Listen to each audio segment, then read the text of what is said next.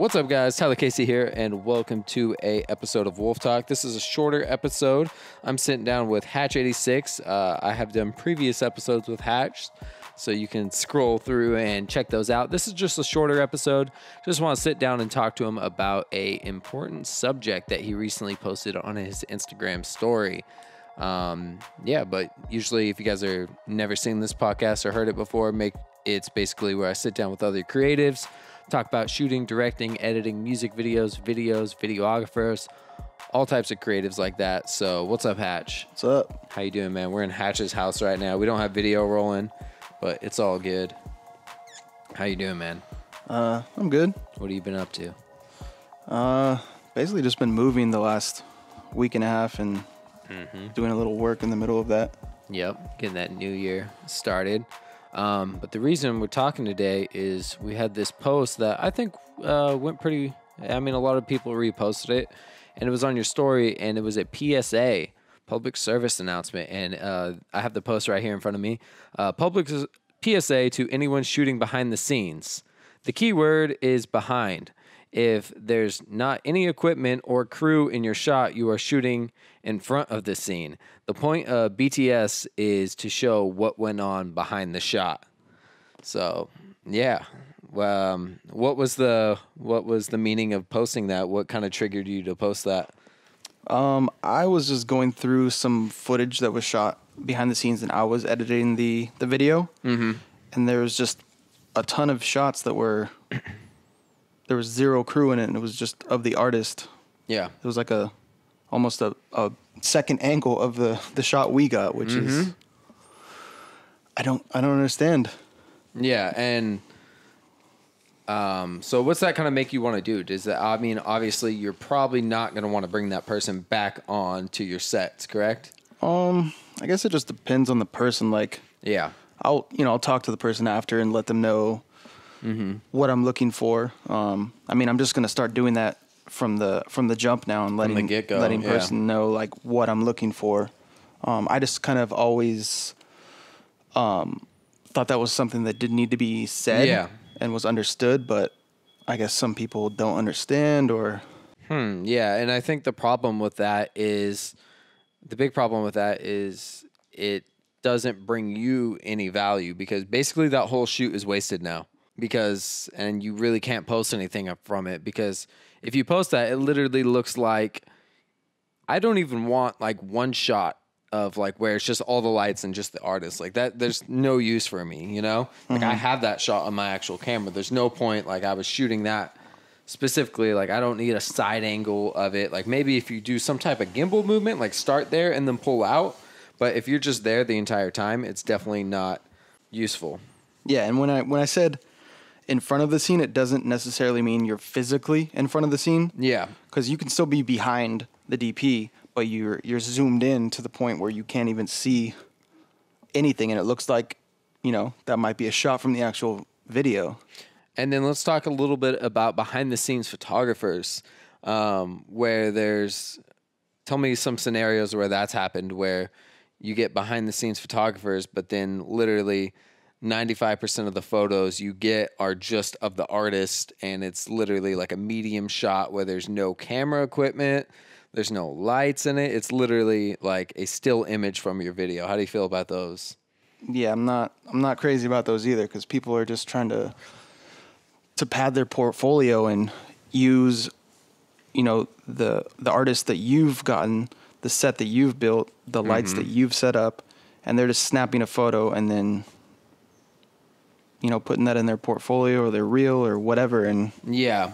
And I think some of that's still going to happen because, I think you're bringing your artist value because especially when you work with bigger artists, like when they do a video shoot, they use it for everything. They're going to use it for the video. They want the photo. Sometimes they'll even make album arts. Like how many video shoots have you had where their album art is literally like a photo of you, that you've from your video set, Have you had that quite a few times? Or I don't know. Yeah, I've had it's a handful, yeah. So I think, I understand when BTS photographers do that, like, especially if the artist, like if it's a big artist and he says, hey, like, can you snap a few photos of me? Like, what are they going to say? No? Yeah. But it gets annoying to the point where they're doing that and not getting any behind the scenes photos at all. You know, where their main goal is to just clout chase and just get all these behind the scene photos of the artist. Like, you're not going to get brought back on the next set. So it's definitely important to get behind the scenes. And I think one thing that we really lack is, or that I've been getting them a lot more, especially with like the behind the scenes photographers I've been bringing on, is like Daniel. He got like some super sick shots, and they're wide shots, like really far away from the set, which looks awesome because you get the tripod, you get all the crew members. Like, the wide shots are the key. Like, I don't want to see like starting out using behind the scenes videos in their reels along with music videos with, you know what I mean? Yeah. It's kind of like a faux pas. Trying to think of like an acceptable way to do that. Yeah. I personally would never do that in my reel. So I just don't understand why people would even want to do that unless it was a completely separate reel of behind the scenes. Yeah, I would, especially just because it could be a little misleading. Because you're putting behind the scenes of actual sets that you haven't been able to achieve yet. I wouldn't put that in my actual reel, like my end of the, even if it's like a highlight reel, you know what I mean? Like, yes, you're a part of it, but I would make a specific reel for behind the scenes. Just as if you have a music video reel, you're not going to put your business videos in your music video reel. You know what I mean? You don't want some corporate guy showing someone like a Chevy and then you cut to like a rapper with like automatic weapon pointed at the camera. Like, that would just be, you know what I mean? Yeah.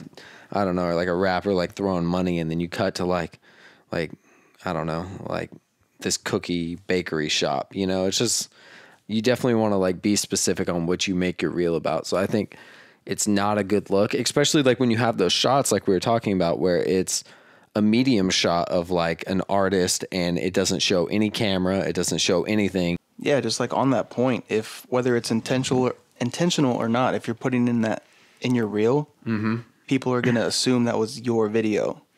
Yeah, and they might be like, "Hey, that's, you know, I want something like that," and that's not something you can achieve. So now you've kind of screwed yourself over. Yeah, and I think with behind the scenes too, I think people need to start practicing a little bit more, like telling a story.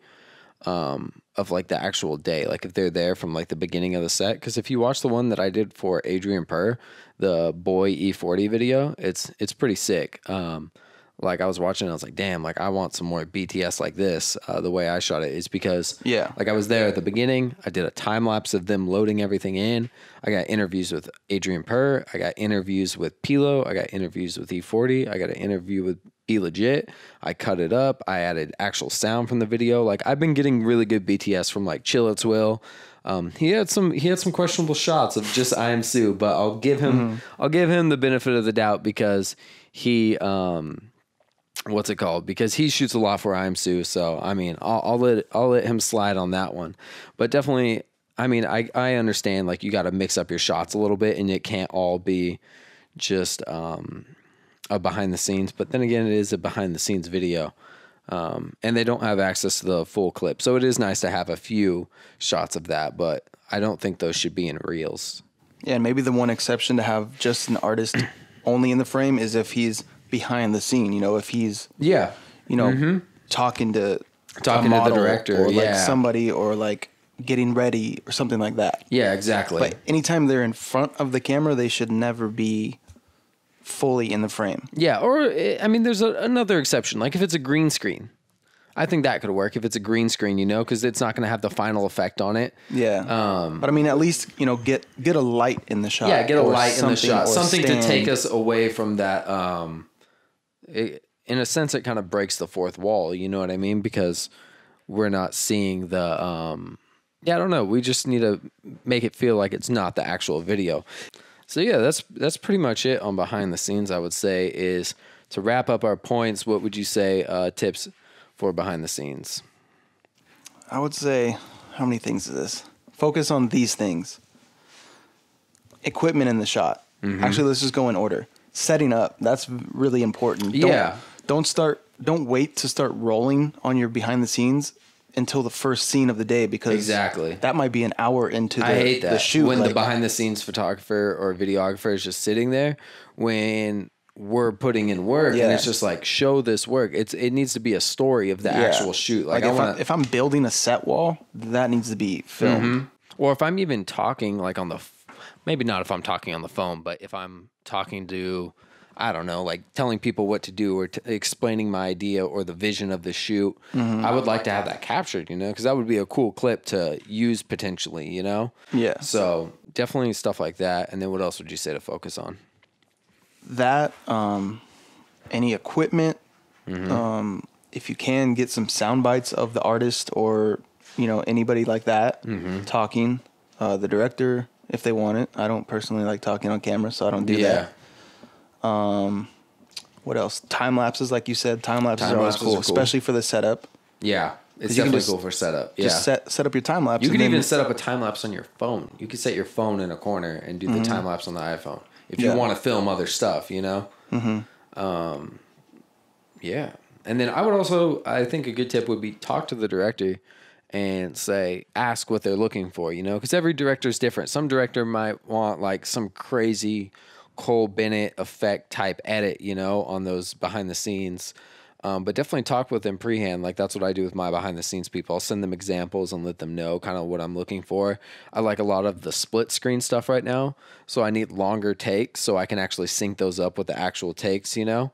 I don't know. I've been finding those really useful, but I think, yeah. And then with photos, I think, you can focus on gear. Definitely focus on. I really like the shots of like the artist's point of view. It's like if they can kind of peek around, if they can kind of see the shot, and if they can kind of come around and get like a shot of me and Andy working the camera or something like that. That's always really cool to see the face of the people working. I think those are some of the coolest BTS shots. And also anything like with a shallow depth of field and having the crew and the camera in focus, and you see the artist, but he's out of focus. Yeah.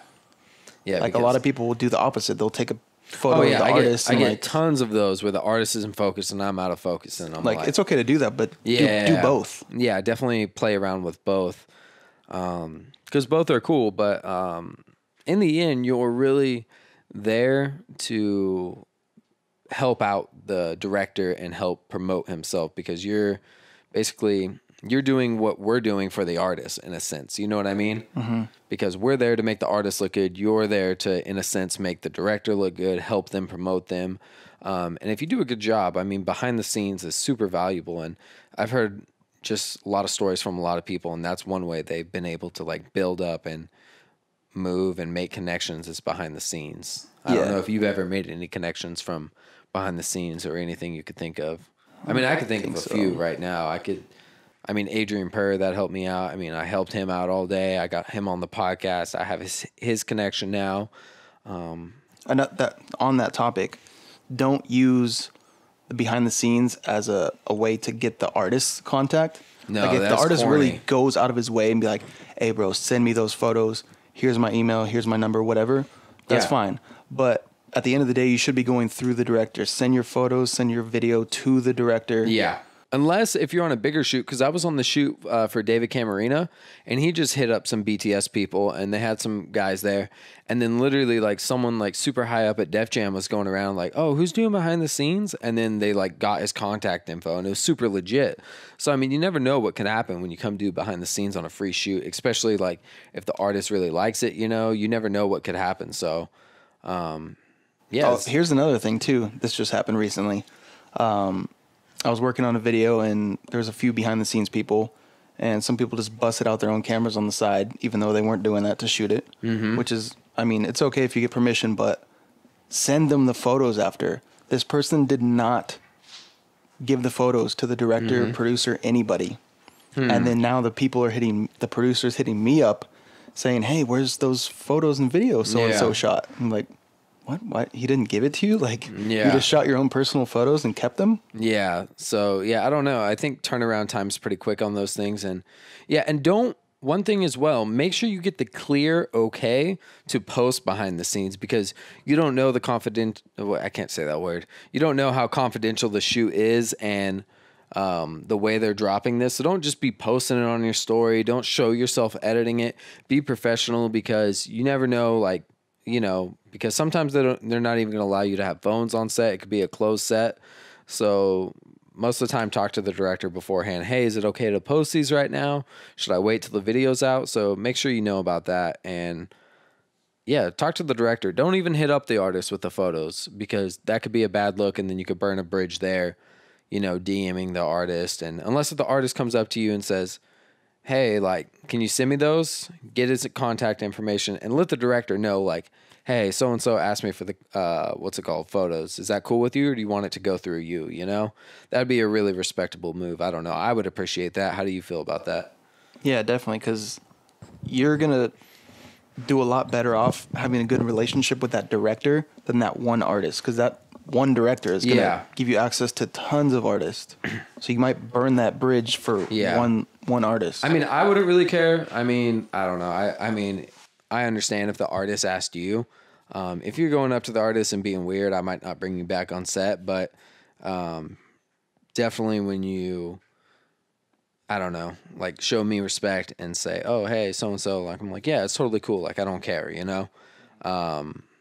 But yeah, sometimes I'll even, because I know it's hard for artists, like, they get like 10 different folders. Like, sometimes I have like 2 or 3 behind the scenes people, which is sometimes a little bit excessive. But I think, I don't know, I usually like having one person direct, like, specifically on photo, and one person on video. How do you feel about that? Yeah, it's definitely a good way to do it. Yeah, because I don't know. I feel like I like it. I like a really video oriented video, you know, where it's like a lot is captured, whereas like they might be doing photos one scene and miss something, you know? Yeah. A really cool moment. So I think that's pretty cool. And I like little moments. I've had some of these like little moments where like I shake hands with the artist or something like that. Like an artist is talking to me and like they like enjoy a shot. Like going back to that Adrian Purr video. If you watch that, there's some pretty cool moments I got of like E40 and Adrian chatting it up and just talking about the shot. So that was pretty cool. Mm-hmm. And yeah, anything else you want to talk about? Anything upcoming? No. Hit up Hatch to do behind the scenes. Yeah, but I'm editing a behind the scenes video right now, so there we go. For the 2 short sexy dancer videos, so you're editing your own BTS. Hit up Hatch to edit the sexy dancer BTS video. If you guys need editing, I don't know when this podcast is gonna drop. But yeah, I don't want to edit your BTS. No, that's not what I meant. I don't know what do you meant. I don't know. But yeah, that's the end of this short podcast. If you guys enjoyed it, leave it a like, comment below. Make sure to follow Hatch at Hatch86 Films. We'll have him back on again. We'll probably talk about more drone stuff, part 107, all that cool stuff. So Asteras. Comment below if you guys want Hatch back on this podcast. This was just a little quick one. I'm actually picking up his Asteras right now. I'm Tyler Casey. And I'm Josh. Or Hatch. And this was Wolf Talk. Peace out.